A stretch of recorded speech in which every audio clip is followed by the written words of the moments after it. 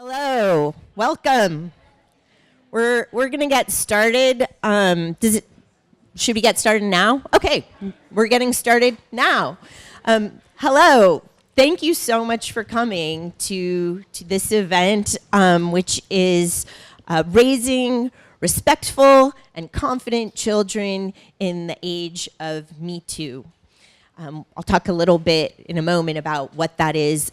My name is Amy Veltman, and I'm the chair of the Alma Maters Committee, which is a standing alumni committee that is made up of mothers, who are also Barnard alumni. And we are always looking for people who are interested in what we do. So if tonight's interesting or cool to you, or you want to take part, talk to us later, because we'd love to have more involvement. This topic, this is a title of an event that we did a lot of wordsmithing about. What is the Me Too movement? It's could mean a lot of things to a lot of different people, but the real subtext of what we're saying here is, as parents, how do we raise kids that treat other people with a ton of respect? And how do we protect our kids from people who haven't been taught to treat other people with a ton of respect? And so we are very, very fortunate today to have two fantastic psychologists to talk with us about this topic. First of all, we have Professor Tovah Klein, who is a long-standing member of the Barnard faculty, and the author of the 2014 book, How Toddlers Thrive. At the Center for Toddler Development, Professor Klein and her research team study children's social and emotional development. This credit really excited me. She's a former developmental advisor for Sesame Street. Celebrity. And she's frequently quoted in the media, online, at the Huffington Post, Slate, Parents.com. She's appeared in multiple media venues, Good Morning America, The Today Show, CNN, and she's appeared in print in the New York Times and the Washington Post. She's a fantastic font of knowledge and expertise, and over the years has really contributed so much of that to the mission of Alma Maters, which is supporting alumni mothers and helping us do a better job with that particular piece of work that may be just one of the many roles we play. So thank you for coming. And to my left is Dr. Dana Dorfman, and she's going to be focusing a little more this evening on the work that we do as parents with older kids. She has 25 years of clinical expertise and private practice with children, adolescents, and adults.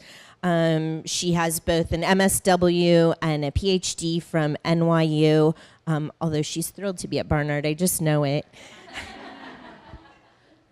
And when she's not working with patients in her private practice, she's a lecturer, a workshop facilitator, and consultant who's worked with the Dalton School, Horace Mann, NYU Child Study Center, Soho Parenting, the Freedom Institute, the JCC Manhattan, and the Jewish Board.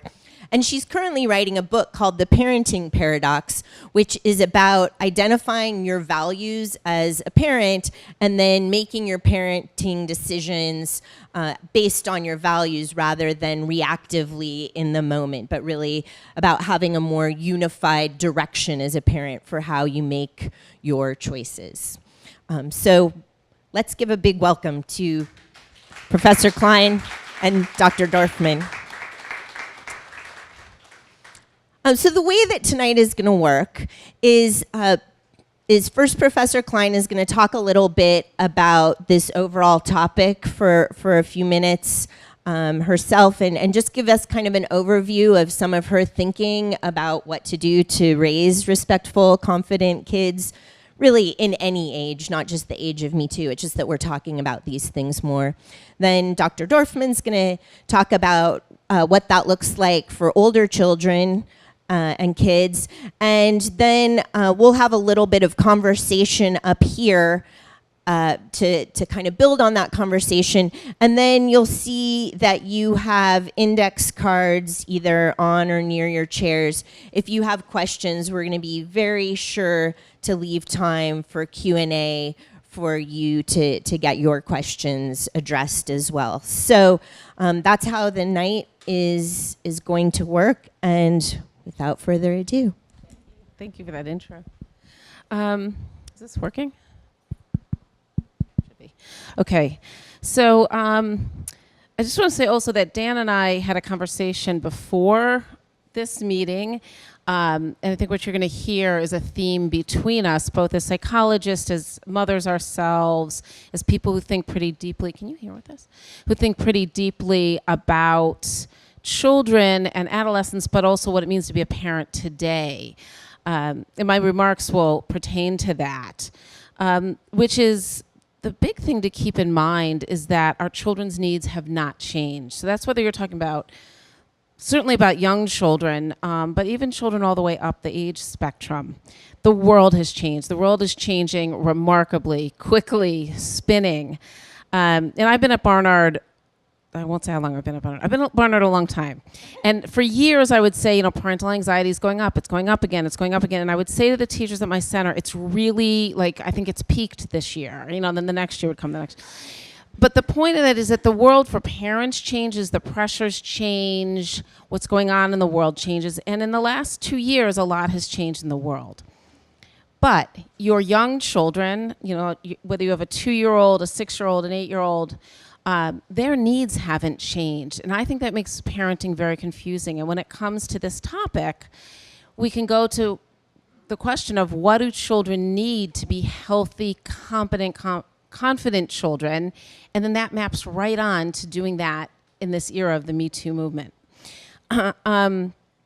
So what does that mean? We all want our children to have a good sense of self and a strong sense of self and to feel resilient in the ups and downs of life. We hope that those ups and downs won't be too high, too low, but we want our children to be able to handle hurdles.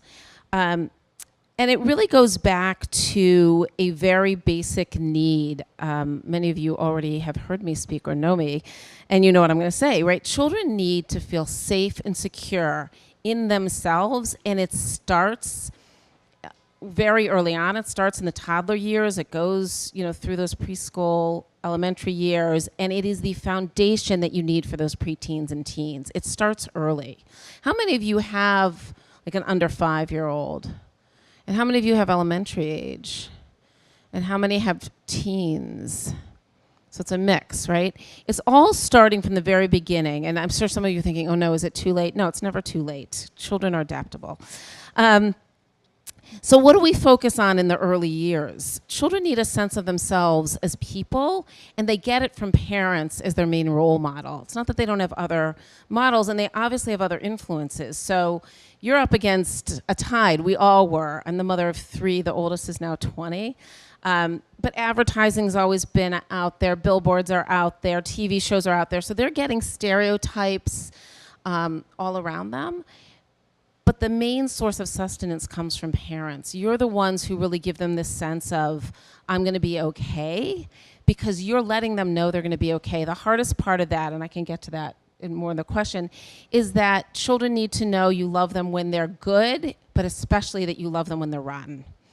Because particularly with young children, and then again with teenagers, you get a little smoother in between. Children have a good side and a not so good side. And what we all want for our children is for them to be those compassionate, kind, caring, loving children. I want that for your children too. And we worry when they're not nice. But the piece that I'll talk about, I think, as we go on is that you have to really think about, are you allowing your child to have voice? Are you allowing them to stand up for themselves? We don't like when our children defy us. Most of us don't like tantrums, particularly if they're in public. We don't like if our child says to a friend, I don't want to play with you today. I hear this from parents all the time, and I say, well, maybe he really didn't want to play with him today. But we tend to give our children messages of be kind, be nice, always. And then we get worried as they get older, why are they so nice and kind? And I'm just going to give you an example. You see the connection to the Me Too movement. Parents tell me all the time, I want, particularly around girls, I want her to be strong. I want her to have a voice, and I'll just start to laugh and say, you don't think that child who's in my center right now is about the strongest toddler I've ever had? Oh, like, you're right, but I don't like it right now, right? Because we don't like when our children defy us. And recently I had a parent I was talking to, and she said, she's a very feisty second-born. I'm a second-born. Dan is a second-born. Very feisty second-born. And I said, look, I love that. I am a second-born. My second-born is a very feisty child. But she said, why can't he just be calmer like his sister? This must be a boy-girl thing. I said, no, it's a first-born, second-born. What's your daughter like? And she said, she's just so flexible in life. And I said, what does that mean? And she said, she's willing to change ways to adapt to other people. She kept saying she's adaptable and flexible. I said, so what happens if she's at the playground and she wants to do something and other kids don't want? She said, I'll give you an example. The other day she was waiting for a turn on the slide and children kept going in front of her. This is a 4.5-year-old. And I said, and she said, and she was like, she just kept letting them go in front. And of course I'm cringing, right? So I said, did she say, it's my turn, I want to turn? She said, no, she turned to her friend and said, let's go on the swings instead. And I said, I'm concerned about your daughter. She should be able to say, hey, it's my turn, or I'm going to go. And she said, no, I like that she's adaptable. So I said to her, this was before I'd been asked to do this, I said, look, the Me Too movement, everyone's asking me about it. You want her to stand up for herself later? And she goes, right? Because we tend to try to get our children to be nice and kind before we allow them to have voice. And what we can talk about is how you do both, right? You can be a kind person and a caring person and a cooperative person sometimes and stand up for yourself and be defiant to your parents at other times. And I think that's the trick of raising younger children, which then segues into... So actually, when we were talking, also I was thinking, so I'm going to be talking about sort of like preteen through adolescence, and just give you a little bit of a backdrop of what is going on in that stage of development. I think that some of you have probably heard this before, but it does give us a useful point to reflect on. Should I be using that? Yeah, it'll go to the camera, so the wisdom can spread throughout the land. Yes, I feel like I'm the voice or something. Can you hear me? Is it working? Okay. Now it better be profound, what I'm saying. So actually, I do think we oftentimes think about adolescence as a time of tremendous distress. A lot of times I have a teenage daughter. As soon as people hear that I have a teenage daughter, they say, oh, I'm sorry, it must be so hard. And I think that there are many similarities between teenagers and toddlers in that the primary task of that stage of life is to be able to separate from one's parents and to be able to figure out who one is separately from one's parents. So there's a little bit of identity or a bit of identity exploration. There's a lot of, we say rapprochement. They're sort of like a separating, sometimes not in the most graceful of ways, from parents. It can look like defiance and opposition, but there's some experimentation. I want to see who I am when I am separate from my parents. And then there is sort of a coming back again, and for some kind of refueling for the unconditional love and security, ideally, that parents can provide. And this kind of back and forth in a somewhat inconsistent, unpredictable, kind of rapid fire way happens very often. And the other thing that is happening during that time, I mean, we're starting to socialize children at very young ages so that they learn how to exist within the world separately from their parents, even in preschool. But then once a child, as children progress through pre-adolescence and then toward adolescence, their peer group obviously becomes of increasing importance. That they're separating from their family, they need a safe place to land, and they seek that out in their peers. And interestingly, or not so coincidentally, we understand from brain development as well that there's a lot of reward that happens, like neurological reward that happens in social situations. Essentially, adolescents are wired to be social, they're wired to prioritize their peers in some way, and they want to experiment with that world separately from their parents. And sometimes parents experience this as a rejection. Other times, because there is this, Amy and I were laughing before, this kind of potted plant syndrome that can happen where you feel like you're kind of a potted plant awaiting their arrival, and you feel like kind of a jerk, that they're coming back and forth and you're supposed to be sitting there awaiting, you know, when they're ready to talk to you. And when they need you. But in many ways, they're beginning to experiment. They're doing what they're supposed to be doing developmentally, and we want to provide some kind of stable place for them to land when they are ready.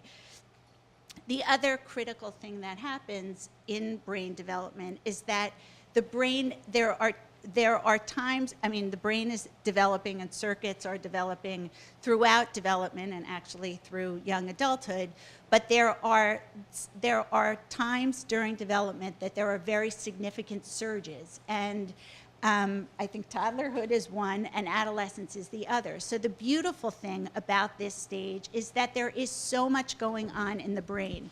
It's an ideal time for kids. There's a lot of talk about executive functioning and the prefrontal cortex, the frontal lobe. Sometimes my daughter will say when she's forgotten something like, you know, the old frontal lobe isn't exactly working as it should. And so we know that the amygdala, the center of the brain, which is the part that is where a lot of emotions lie, is where emotions and experiences originate. And then we are trying to help them develop the circuitry and the communication between this part of the brain, the emotional part, the more emotional kind of instinctual part of the brain, with the front part, the executive functioning part of the brain. So this is the way that they can begin to process information, that they can process emotions, that they learn to regulate their emotions, that they learn to plan, organize, think things through.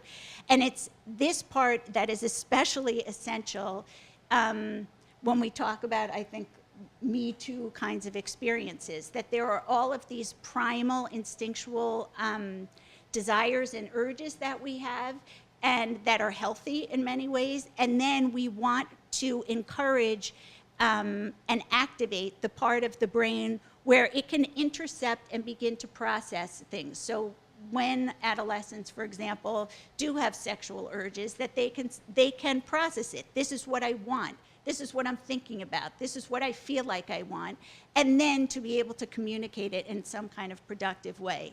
So adolescence, in many ways, is sort of the ideal time. There's so much bling-blinging around in their brains that you can really help to promote this kind of communication from the emotional part of their brain to the more rational part of their brain. And I just want to sort of lay that as the groundwork so that as we discuss this, we can sort of remember where kids are developmentally, where they are, what should be happening when they're just being the way that they should be, and how we can then best help communicate with those, you know, with them in that stage. So Great frame up of what we're dealing with here, and there are some parallels. It sounds like in the toddler phase, they might have an unbridled, I want a cookie, and you know, it's kind of like when do you give them the? I guess one thing that I'd like to ask as a follow up to you is, you were talking about there's a time for them to have their voice and ask for what they want, even if it's not the socially acceptable nice thing, and then there are the times when they have to at least act like they have a developed prefrontal cortex. So is it that around us they have more of a, like when That's a good question. what's the distinction? When do you let them go crazy? Because you can't always let them do whatever they want. Right, it's not a free-for-all, right? If you think of those toddler years as setting them up for hopefully this more thinking adolescent, I was thinking it's much easier to say, okay, have the cookie or don't have the cookie than have sex or not have sex, right? The stakes are a little lower. But even for the whole box of cookies. But so it's not a free-for-all, right? In those early years, children want limits. They're begging for limits, right? I'm often talking to parents about bedtime and, that separation and how children are looking for the parent to say, it really is bedtime. I really am going to say goodnight, and I promise you I'll see you in the morning, right? And if you don't do that, the child keeps saying one more cookie, one more glass of water, one more hug, one more kiss. And the parents think, oh, isn't that sweet? She wants one more kiss. It's not sweet. She needs you to say, I love you, good night.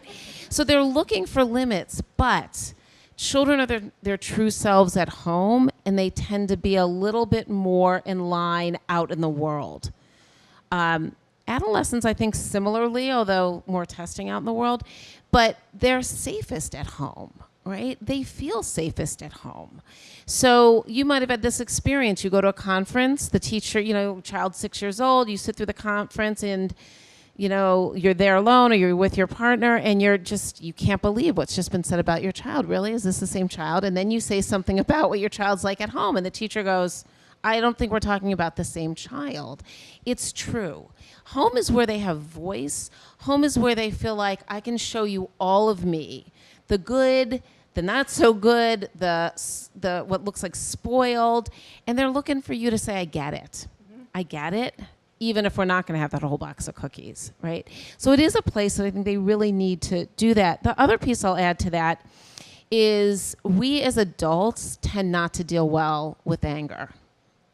I think it's great, actually, that there's men in the room, too, but most of us in this room are women. All of the Barnard graduates are women. We don't deal well with anger. And 2-year-olds or 3-year-olds, 4-year-olds are all about anger.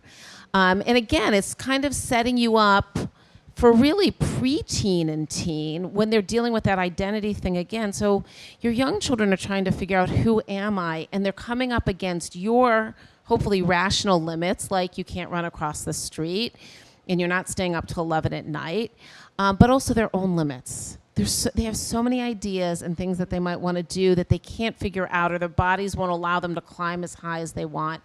So anger and frustration are key emotions, and we as adults tend to try to make our children happy, right? We want our children to be happy. I'm always saying to parents, it's not your job. They can figure out how to be happy. They know how to be happy. It's our job to help them through the really hard feelings, moments, and not take them away, right? And the earlier you get that and you start to do that, the more you're setting them up for resilience. Yeah, it's a bummer when your friend doesn't want to play with you. It really is, but it doesn't mean you need to call that friend's mother and say your child wasn't nice to mine. Mm-hmm. You say, like, yeah, I guess your best friend didn't want to play today. Oh, they didn't have the book for reading time that you wanted. That is a bummer, right? These are big insults to young children. And it's our role to help them with that and to really think about, do we stand by their anger, sit by their anger, and allow them to have it at home, because then they go out in the world as stronger people. And actually, if I could even just add to that, interestingly, I was, just before I came here, I was with a couple, and the husband was extremely angry and really carrying on, sort of tantruming in the office. And I was trying to encourage his wife to use some of the skills that they use with their toddler, in that even the words good and bad, that anger is not necessarily bad. Anger is also sort of our signal, like, this isn't good for me, I don't like this, I may need protection. So there's something very valuable about it. And so if we can help our kids be able to tune into what it is that they're feeling, and then the big clincher is, and this is what we kept going over in my office before my arrival here, was that there's a difference between the feeling and the expression of the feeling. And so it is, a lot of times we respond to the behavior. If a kid is tantruming, we're going to respond to the tantrum. Go to your room, just stop it, forget it, clean up your toys, how could you do this? When the child, if we can just take a step back and try to figure out what the internal experience is and help the child identify that, then we're better then we can help the child find an alternative way to express it. So the anger is not the problem. It's the expression of it in a way, because then the child ends up getting the message, you are not allowed to be angry. Of course he's allowed to be angry. If he was disrupted in the midst of building a block tower and you insisted that he come for dinner, he's going to be frustrated. And so to say, I understand that you're frustrated.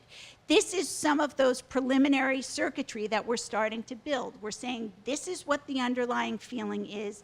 I'm going to help you label it, and then I'm going to help you find a way to express it that accurately conveys what it is that you're feeling. And we can do it. My parents made fun of me, actually. What else is new?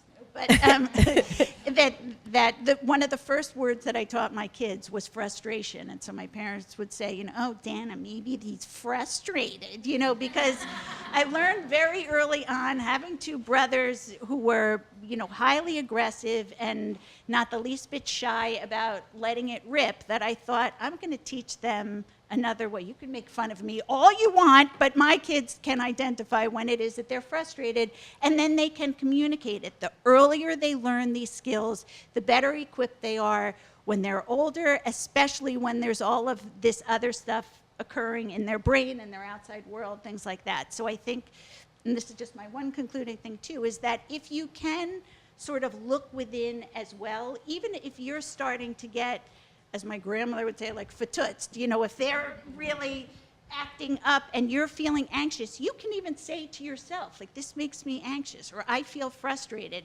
Oftentimes, just labeling the feeling for yourself helps you to be better equipped to help someone else express the feeling in some kind of constructive way. So there's the feeling and the expression. I should have had my patient here. Yeah, that would have been great. A live demo. Yeah. That would have been really fun. So I'm so torn. I have a million questions for both of you, and I feel like I should be taking notes about all the things I've been doing wrong as a parent. But one question that I have for both of you is, are there different conversations that we should be having with boy children and girl children, and of course those who are neither or somewhere else on that spectrum?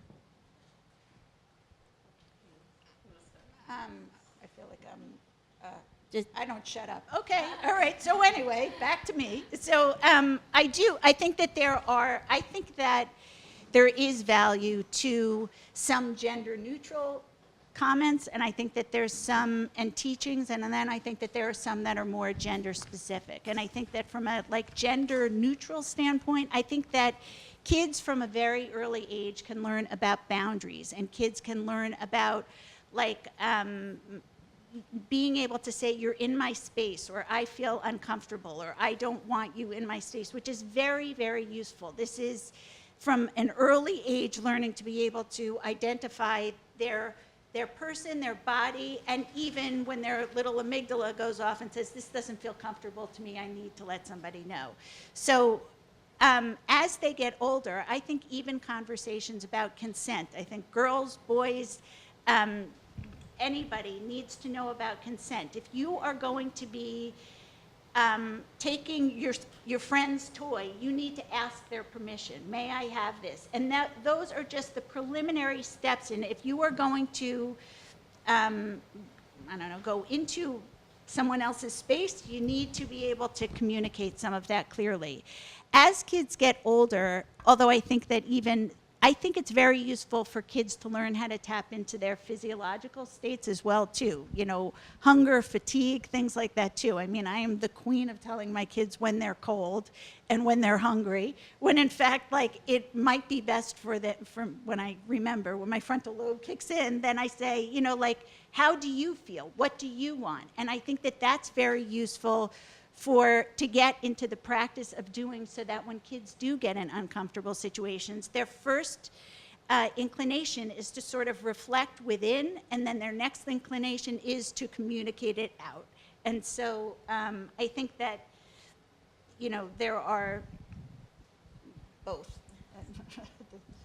So I would add to that, you know, in the early years, I don't want to say there's not differences between boys and girls, but the truth is there's no data on inborn sex differences, and I'm sorry to tell all of you that, because we all think at birth like boy girl is the most important distinction, but there are socialized sex differences very quickly, and boys and girls figure out at a very young age that they're different. You know, I've had people saying to me, like, how do I raise my children so they know that they're not different, you know, brother and sister? I'm like, well, they are different and they're seeing that they're different. And at our center, we have 2-year-olds, and they love to watch each other get changed or go to the bathroom. Why? Because they're different, right?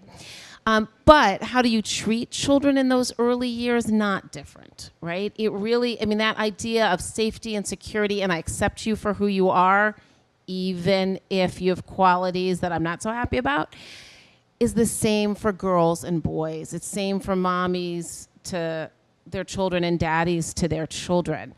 I mean, you can imagine over the years that I've been working with parents and young children, I've heard every stereotype you can imagine, right? You know, you're a big boy, you don't cry, don't act like a girl. I joke that when we have a girl who's biting, because, you know, 2-year-olds bite, they bite a lot, they're very mouthy. The bows in their hair get bigger, and then I have to joke with the parents, like, you think that bow is going to stop her from biting? No, you know. But it's that idea that, like, boys are supposed to be aggressive, girls aren't, and I do a lot of explaining. There's no data to show girls are less aggressive at 2 than boys, but we think that, and we treat them all alike in our classroom. Biting's not a great behavior, because people go crazy when you bite, right? So even though it's normal at 2 or 3. So in those early years, the difference between boys and girls, they're noticing them, but how do you treat them as a parent? The same.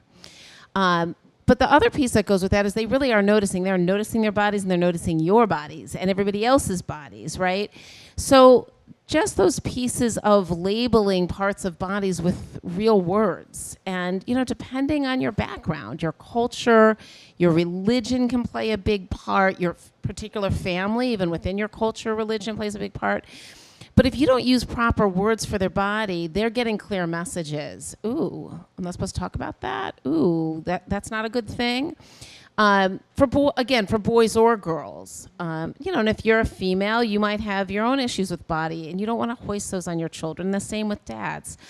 So to really think about how you're talking about your body, their bodies, in the same way that Dana was talking about boundaries. We have, I think, one of the most wonderful toddler behaviors is that, you know, they go and they hug each other, and everybody goes, oh, that's so sweet. And then I say something like, it's not going to be sweet in a second. And the parents will often say to me, you're always given like the bad side, but you watch it. They don't know space, 2-year-olds, and some of them really don't, and some of them do. I don't know if that's inborn. Some of them need a lot of space, some of them don't at that age, but they go in for the hug. It's like then it becomes a death grip, and then you see it's a death grip, right? And so we have our teachers not only kind of always say, get your hand in there for that child, like just, you know, loosen that grip a little. But we really work with the other child, right? Because everybody goes to the aggressor, right? Don't do that, don't hit, don't bite. We go right to the victim, right? Tell her no.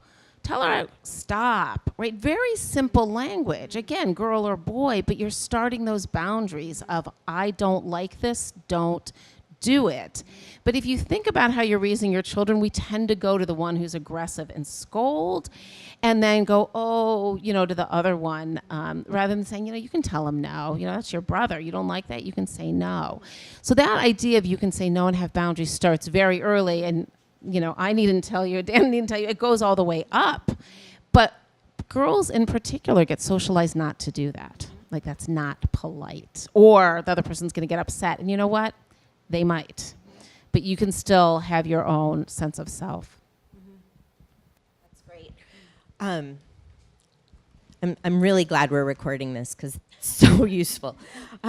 So I guess my question is, my next question is for you, Dana, just about, taking this to the next level. Like, we've talked about consent and playing with my toys and hugging me too hard, but when kids get older and start experimenting with sexuality and becoming more sexual and curious people, what's an appropriate way, how in their business can we be to or should we be? What's appropriate for us in terms of conversations about that? When should they start? When do we transition from my blocks to something else? Yeah. Actually, my kids were making fun of me just the other day because I was saying, if you ever want to talk about anything, I'm here. My son is having sex ed right now, and they were, wah, wah, wah, here she goes again, kind of thing. Same spiel, so predictable. I think a few things. I don't know if this completely answers it, but I do think that girls, they're both, at least males and females, although I hate to be so binary, is that are getting very mixed social messages, that boys get the message, if you want something, you got to go for it. And sort of aggression is promoted.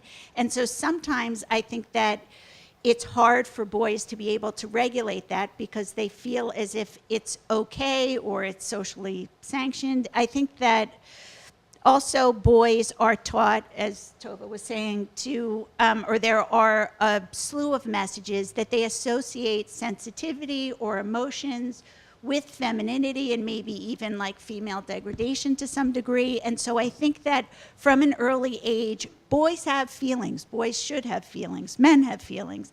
And what ends up happening is that they translate most feelings into this receptacle of aggression and anger, kind of like, not to keep this poor patient of mine, but he was feeling quite vulnerable, I think, and really, really fearful that maybe his wife would leave him, and so he went on the attack. And that seems to be a very consistent mode for males. So somehow or other, being able to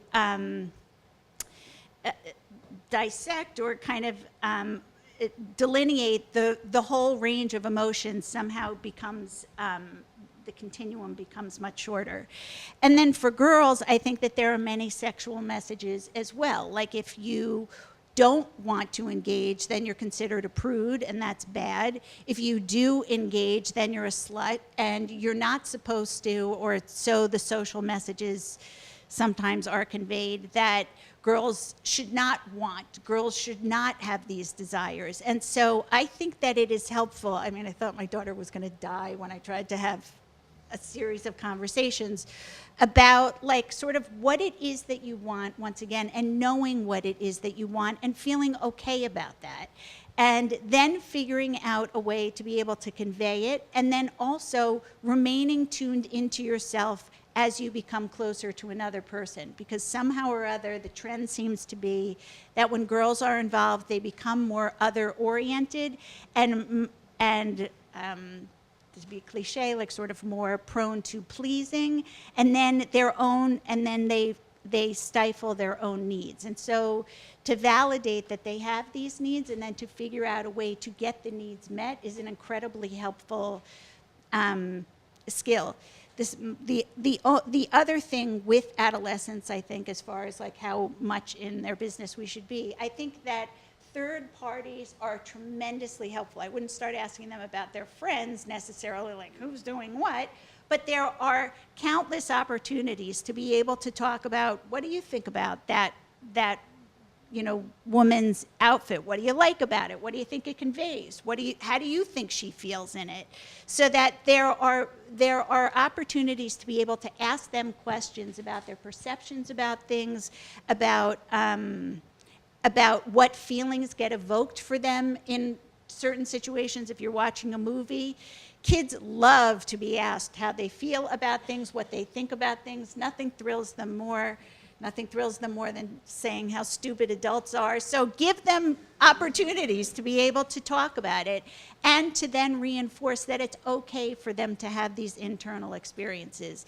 And for boys as well, to have experiences, to have more sensitive, vulnerable feelings, and that doesn't make them a wuss, that in fact that's part of being a human being. So that's great. I'll just add a little bit to that is this idea of role models as well, because there's both how we relate to our children across the ages and what we say to them, how we respond to them, and believe me, you will have plenty of times where you're like, what do I even say at this moment? But that they absorb like sponges the role modeling around them. So that's true at early ages, it's true all the way up. And you can think about for yourself, like in our household, do we have very gendered roles? And I think these are habits more than anything, right? I think most of us strong women think, oh, I'll never end up in that position where I'm doing the woman thing and he's doing the man thing. But they're habits that we form. And children absorb it. And, I can think of numerous examples. I have 3 boys. I was going to say before the credentials that get me the most play are that I was a Sesame Street consultant, which was a great thing to do. And I have 3 boys, because similarly people go, oh, 3 boys, as if they're all the same and as if they're all horrible or something. But they're not. They're actually pretty good guys. That children, not only do they watch you, but they're identifying with us, right?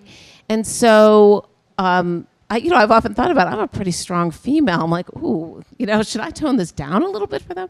But, all of my kids cook. And people will say to me, like, what, your kids cook? Well, first of all, they went to an elementary school where there was cooking every day in that classroom. So they started there. Then we quickly were like, hey, they're cooking at school, right? They could cook on the weekends at home. And they do. Like tonight, 2 of my sons made dinner because my husband was going to be home late. I'm going to be home even later.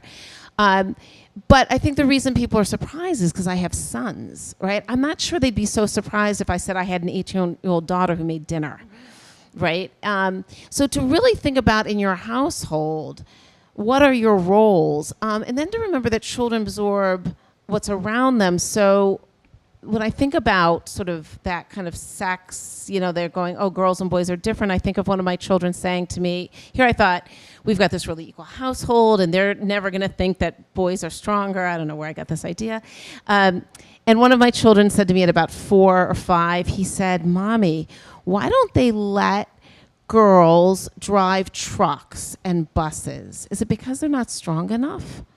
And I was like, I said, no, girls are strong. But then I had to remember to myself, first of all, we would walk by construction sites. How often do you see a female on them? 1 out of 300, There are more female bus drivers now than there used to be. So I did this thing. We'd get on a bus and I'd go, look, it's a girl bus driver. And he would look at me like, and the last 50 buses weren't. So I think we have to also have those conversations with them at their level, appropriate level. Like, you're right, most construction workers are men. You're right, but women could do that too. But traditionally it's been meant to not invalidate what they're seeing, which is hard when you want to like erase these stereotypes, but to remember that they really, really are watching you and absorbing it. All right. If you have questions, now would be an ideal time to write them down, and Anne will be collecting them, and we'll have a moment to ask them. And Matt, do you think you could just turn off the AC for us, please, just for sound? Thanks. Even though now we'll roast. Yeah. But I figure we'll have a little better audio now. As some of you are writing questions, I wanted to ask you a follow-up on what you were just talking about with role models, because this is something that's been on my mind lately. I've been feeling like, oh, I'm way more gendered than I ever wanted to be in my role, in some of my behaviors, and it bums me out. And I guess more broadly, as to what your son was observing, the whole Me Too movement is about power dynamics and about authority and about systems. And, these are individual behaviors with our children that we're talking about. Is there any advice that you can give us about navigating kids' relationship with authority beyond us, and how to interact with systems differently, beyond, don't touch me there, I'm not in the mood. Yeah. I mean, it's obviously a big question and a good question. I actually did write some notes on that because, I mean, I don't know that I have an answer, which my students would tell you I never have an answer. Like, why don't you just give us a straight answer? But one of the things I've noticed that parents do, myself included, is because we want our children to be good out in the world and you want the teachers to say, oh, she's lovely, we don't like when our children question authority. And maybe this is personality on my side, being a second born. We were discussing this. I kind of went through life questioning authority. I also grew up in a different era, really. The 1970s, coming on just after the 1960s, right? But we tend to tell our children, like, you have to follow, the teachers, rather than you can be respectful and still question it. And again, this is true at younger and older ages. Younger children do this naturally. And if you can step back a little and take a deep breath and say, okay, she just has a little voice and I got to let her do that. But as they get older, to talk about how do you do that respectfully. And I can give you many examples because I have a child who questions everything and I can relate to that. But he came home one day recently and said something about a way he had addressed a teacher at school. He disagreed with something. And of course, it took everything in me not to say, were you respectful, right? So I listened. And then I said, listen, how did you say that? I couldn't help myself. But after he told me the conversation and part of I was like, did you say that? You thought, no, that part I thought, Mom, I didn't say. I know better, Mom, than to say that. But I didn't think he was wrong to go and question the teacher. My husband then went for a conference, again, this back and forth of teenagers acting like they don't want you and then pulling. We said to him, it's your last semester of high school. There's conferences. Do you want us to go? I thought he was going to say, oh, don't bother. He goes, yeah, only if you want to. So my husband said, okay, he would go. And he said, are there any teachers you want? Unbeknownst to me, my son wrote down the name of every single teacher. After he's bad-mouthed the English teacher, he's right. And he even said, I think you'll love my English teacher. My husband and I were like, all he does is complain about the English teacher. But my husband went in to see this one teacher. I don't even know if he knew of this incident. And my husband comes back and he's like, oh, this teacher said this and this.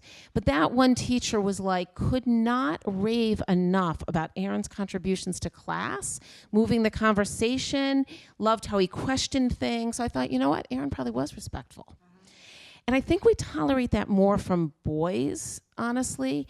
But I'm saying it as a parent, as a professional as well, but as a parent, it's very hard not to say, be respectful, be respectful, be respectful. And I think you can do both. You can say, you can question that. Oh, you don't like that? Yeah, let's talk about how to go and ask that question. Well, my kids go to rallies now, which I encourage. Yeah, I mean, I'm the one writing, sure, my kid can get out of school to do that. But there was one rally recently, and I was worried that there was going to be a lot of police. And I said to my son, look, there are going to be a lot of police there. And the one thing I have to tell you is you may not defy them. I know this kid. He goes, I know that. And I realized he was I said, you need to be a little frightened of the police around you.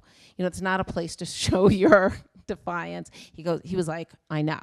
So I think there are ways to say be respectful, but still have voice that are really, really important. And you're going to be embarrassed sometimes by your own children, for sure. So because I said so is not the right answer. Well, they don't listen to us outside of us. So do we have some questions? Okay, great.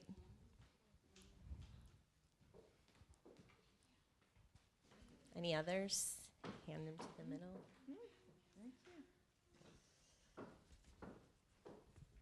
How are you going to pick them?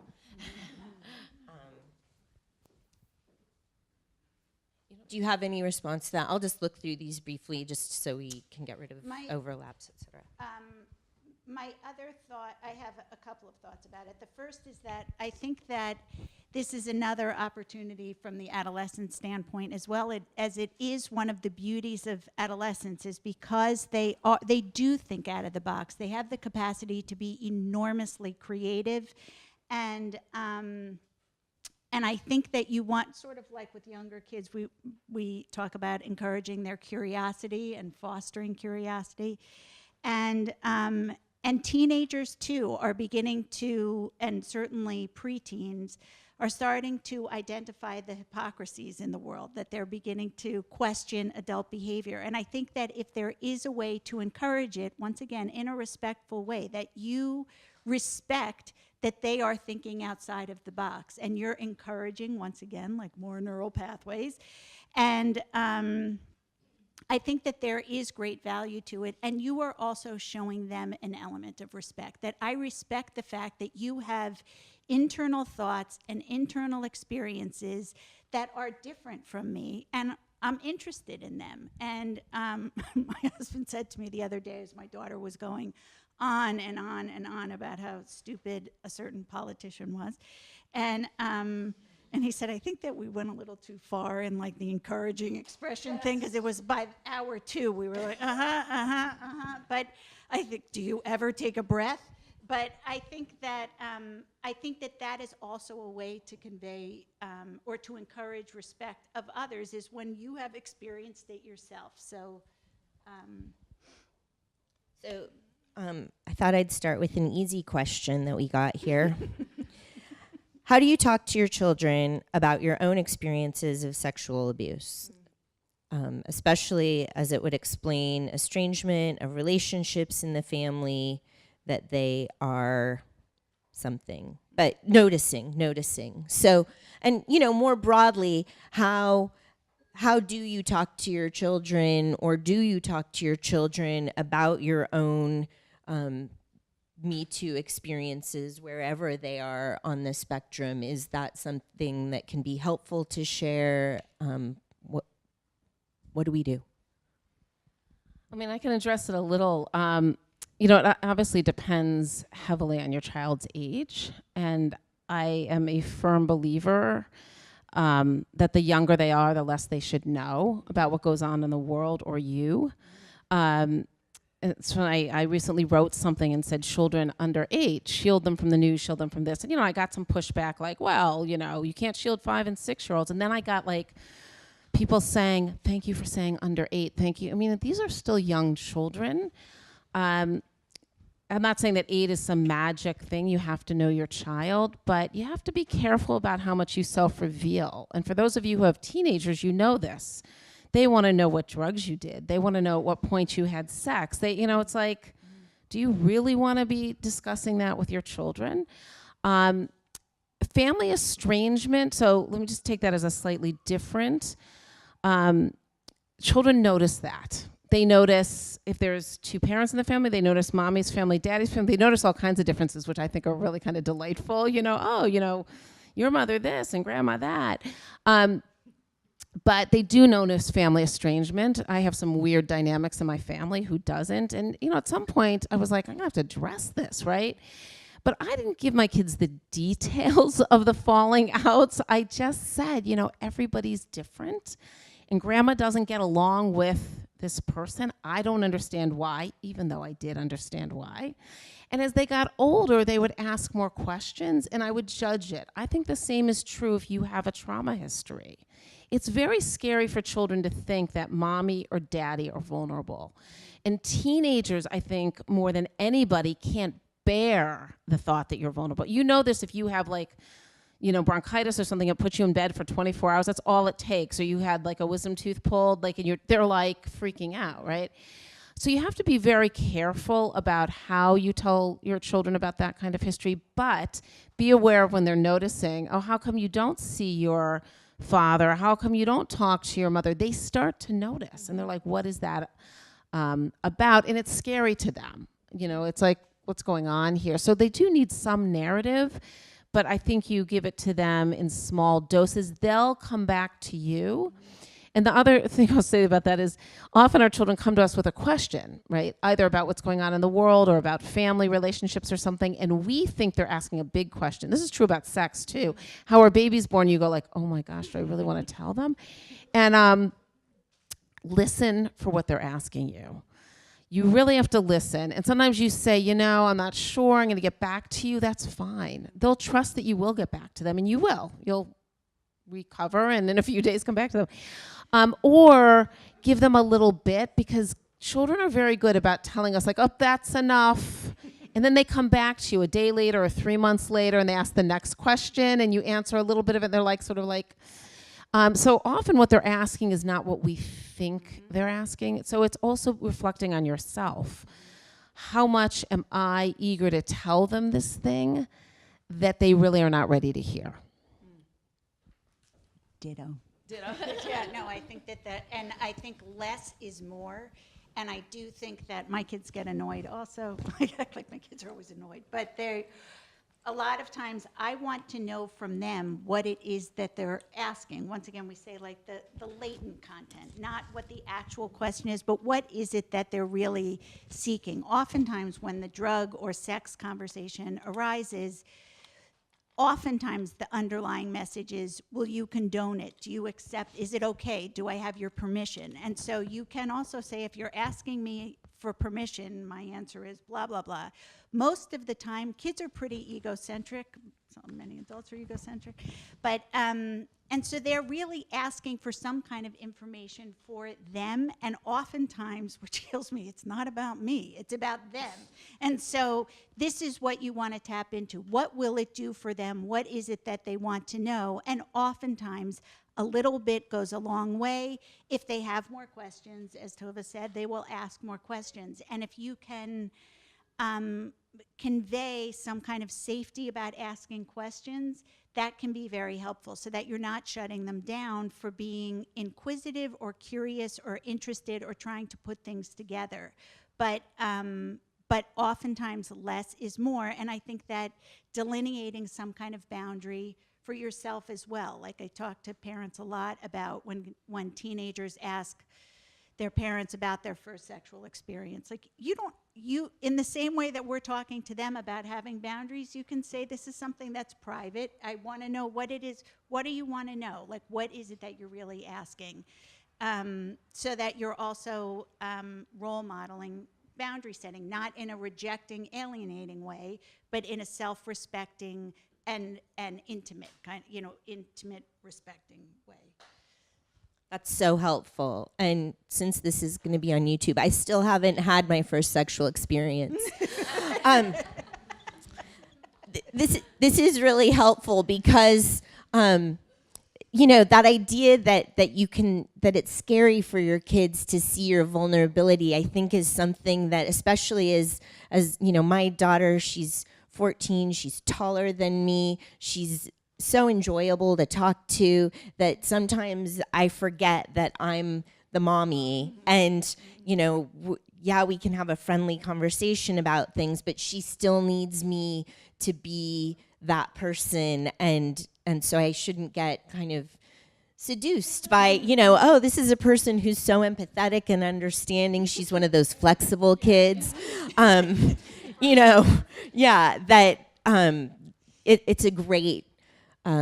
a great caution, and just that idea that they're listen for what they're really asking you. That when they say, "Oh, if you want to," it took me a couple years to learn that's teenage code for "I'd really like you to be there." And somebody should write a translation, like how to speak teenager.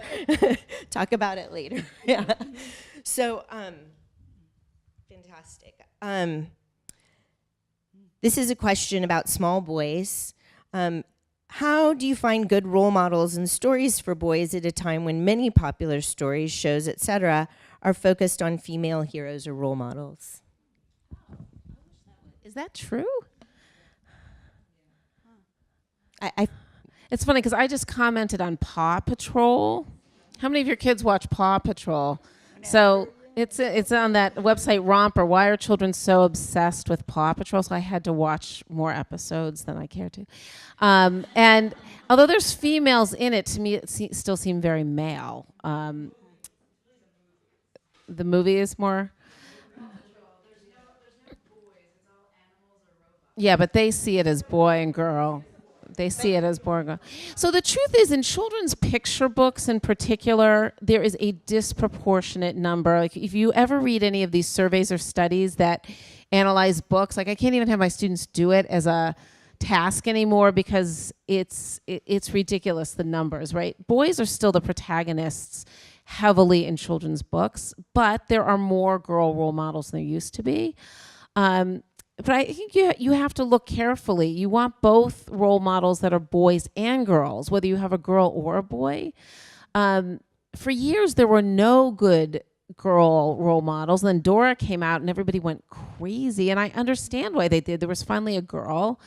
And you have to be careful about the stereotypes that those good role models give. So, where can you find boys and girls who are just acting like children is really hard. But I think if you go out there and look and you talk to people and you look at like Common Sense Media, do you all know that website? I think they're really good about evaluating content. Maybe it's not perfect, nothing's perfect, but and my guess is they might even have a section on gender or girl boy stuff. Bookstores are great, really knowledgeable bookstores. If you live up here or you're in this neighborhood again at Barnard, Bank Street Bookstore is a wonderful resource. I don't know if Books of Wonder may be a resource like that, although it moved uptown, I saw, which makes me think it's going to close downtown. And to talk to the people there, librarians can be a great resource, at least on the book side. And then I think talking to your friends, who have, you have a boy or you have a girl, what kinds of shows do you like for your child?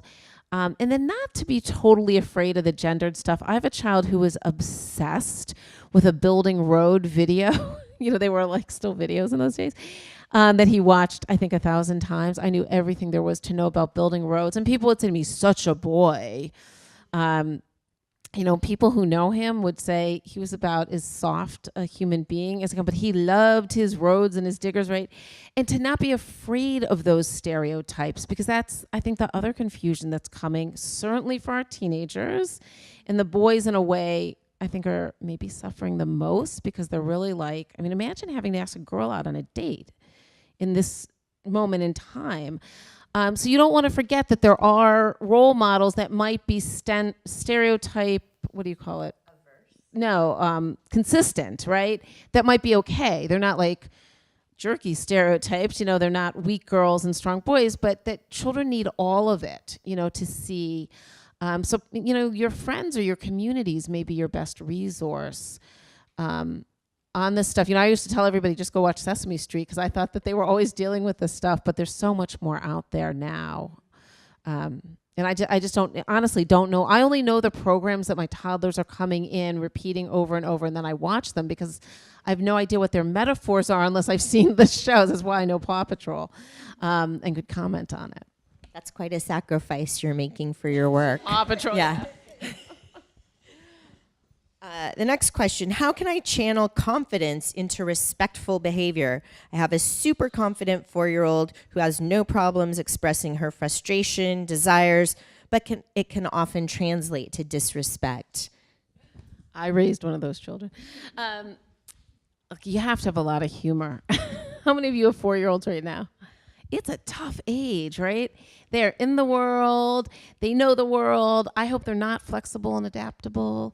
And at home, they're going to really exercise that confidence. And if you're sending them to a school that you trust, they're going to help smooth those edges. I always think, well, leave that to the school, right? Because a good school is going to be doing those conversations. Like, well, you want to play and she wants to play too. Can you define the problem? They're doing that kind of work if it's a very child-centered school, but at home, you have to have a lot of humor. You have to step back. I had a very bossy child in my house for a long time. He was sweet by nature, but very bossy. And we just made it into a game, right? But it took me 3 children to do that, right? We would make it into a game like, what's the next command? What's the next command? Rather than putting him down all the time. Because otherwise you're saying to your child all the time, you're being rude, you're being disrespectful. So if you can have humor at home, and if you can step back and get that this is a phase, and again, the first thing I say to parents when I meet them and they're worried about these things is, what is the school saying? And if the school is reporting otherwise, you're home free. Because think about what we're doing. We're raising our children from the time they come into our lives all the way through the teen years. We're raising them to be decent people out there. Home is going to be more complex. You're hoping that they'll go out in the world and be the decent Barnard students that all of you were and that kind of thing. But at home, they're going to exercise their confidence. And I hope that they have it. I just want to piggyback as well that I think that there is a temptation in parenting, because parenting is really, most of it is about preparation. So we're always thinking ahead. We're always thinking about what might this look like. If she's so bossy now, can you imagine what she's going to look like at 10 or 12 or as an adult? And I think that if you can be aware of the 2 or 3 significant emotional tasks of each stage of development, you can also sort of be where they are and resist the urge to forecast. What will, certainly a 2-year-old would not be particularly attractive in an adult, as my patient demonstrated today. And Poor guy. on the other, I know, and he's lovely too. But I think that also that if you can sort of be where they are, where is a 4-year-old? What is a 4-year-old sort of trying to accomplish? And then figure out a way, a socially, developmentally appropriate way to assist the child in being able to express it. So even saying, I like what you're saying, can you just say it a different way? Or I think that I hear you, or it sounds like you want to let me know something. Can you say it a different way? Or if you even say the exact words that the child is saying in a slightly different tone. Please, Mom, may I have some orange juice, as opposed to get me orange juice, so that you're saying, it's perfectly okay to want something, it's perfectly okay to express something, and let me demonstrate for you how you're going to get more bang for your buck. Great.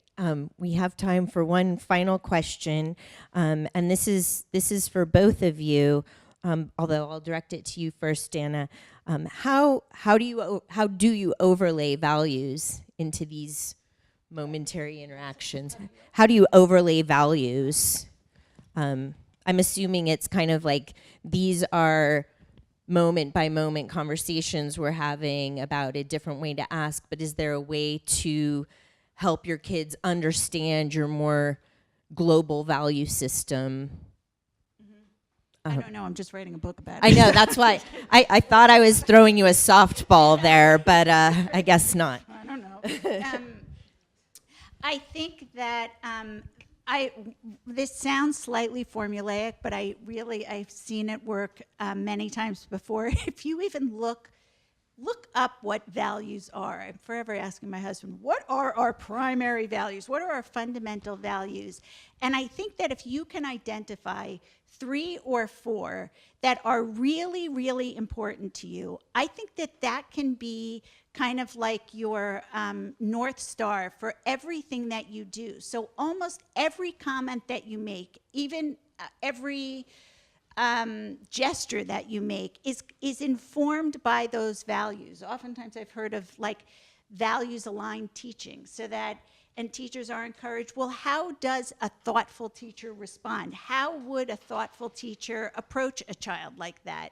And so I think that some of the time it's a matter of getting clear for yourself, because a lot of times we all think, well, of course we have values. A lot of times our values are so deeply embedded in who we are that we don't necessarily isolate them and look at them. They're just right. This is just the right way to be. This is the proper way to be. But in fact, these are values. And I think there's nothing better than, this is one of the maybe fortunate outcomes of this political climate, is it's really forcing everybody to examine, what do I really believe? Why do I really think this? As opposed to, this is the right way to be, this is the way or the wrong way to be. It comes down to, this is why I believe this is what I think is true to me. And then that it's much more effective to convey it through your behaviors than it is through saying, well, in our family, we value, kindness. Well, yeah, right. But if you can demonstrate it, I think that it's very helpful. 3 or 4 key it becomes like your family mission statement or your parenting mission statement, the same way a company would do. Yeah, I mean, I don't have a lot to add to that. I think we give our children our values a lot when we relate to them and when we relate to others. So in that world of them watching us, right, they see how you relate to other people. New York City gives you lots of opportunity to relate to your doorman, the sales clerks. Our children are almost always with us, right? And if you're rude to people, guess what? Your children pick it up very quickly. This comes up often in conversations where parents will say, she's really noticing there's people who live on the street. What do I say? And I say, it's really about how you treat those people on the street. If you walk by and say, like, don't ever talk, or you say, some people don't have a home, you will always have a home. It's very scary to children. Mm-hmm. But, we can buy, there's somebody who lives in our neighborhood. Well, he's on the street every day. My kids have seen him for years and know him for years. And we buy him meals, not infrequently, right? And that's a clear message to them of we take care of other people. We can't take care of everyone. And that then leads into your preteen and teenage conversations about politics and what's going on in the world, right? Where our values come out, like you were saying, very clearly. We actually believe, Daddy and I both believe that part of paying our taxes is because not everybody has the kind of jobs we have. That's your values. And they come up much more as children get older, their conversations, but they come up every day in the way you treat your children. And when the end of the year, when they're making little cards for their teachers at school, you might be thinking about what do I give the teacher? Teachers don't need big presents. A thank you from your child, but it also says to the child who wants to do it. Some children say, I don't want to draw a picture for my teacher. That's okay too. But that there's a way to say thank you. There's a way to give back. Is always showing your children values. And then the final piece I'll say is the sex conversations, which are very funny as children get older, and none of us are prepared for it, I don't think. That's really a place to put your values in. And probably the best thing I heard, the nice thing about becoming a mother at a little bit older age than almost all my friends was that I had them all to rely on, like, okay, now what, And one of them had gone to a training, I think from Planned Parenthood, where they talked about you can put your values in when you're talking about sex. And you can say to your children, it is pleasurable, because they come to you with all these questions because they're getting these confused messages. It's pleasurable. I see all these pictures. I see it in the TV shows, the movies, whatever. But I'm being told, don't do this, don't do this. But to say things like, yeah, it is pleasurable when you're older. I actually think it's something you do when you really love somebody and you're committed to them, and that happens when you're older. Whatever it is, there are ways to convey what you really feel as a person towards other people in those conversations without lecturing them. There's your key. Mm-hmm. Children don't want to be lectured, and they just shut us off at 3, they shut us off at 13. But there are lots of places to put your values in. Wow, that is the perfect place, I think, to wrap up this conversation. And it leads perfectly into another event we could have, how to talk to your children without lecturing them. Another book to write. Great. Well, everybody, please give a huge thank you to Dr. Dorfman and Professor Klein. That was so helpful, so practical, and we're really grateful to both of you for contributing your expertise and your humor and your wisdom. A couple really quick announcements about alma maters. We have an informal, not official alma maters go out for drinks with some other moms night on May 30th, which is a Wednesday evening right before reunion at 6:30 p.m. at it's called American Whiskey Bar. American Whiskey. I'll put it on our Facebook page. If you're not a member of our Alma Maters Facebook group, get in touch. Please join. And lastly, we hope that you'll attend, even if your kids are maybe not 4, but even if they're 8 or 9 or 10, our next official event is navigating the college admissions process. And that is at 8, I know, it sounds terrifying. 8:30 a.m. on, which sounds terrifying also, on May 4th. And it's a great event, especially because it's led by Barnard admissions people, and it's actually kind of interesting to find out what the school has been up to and what their outlook is and what they're looking for. Thank you all so much for coming, and come back again.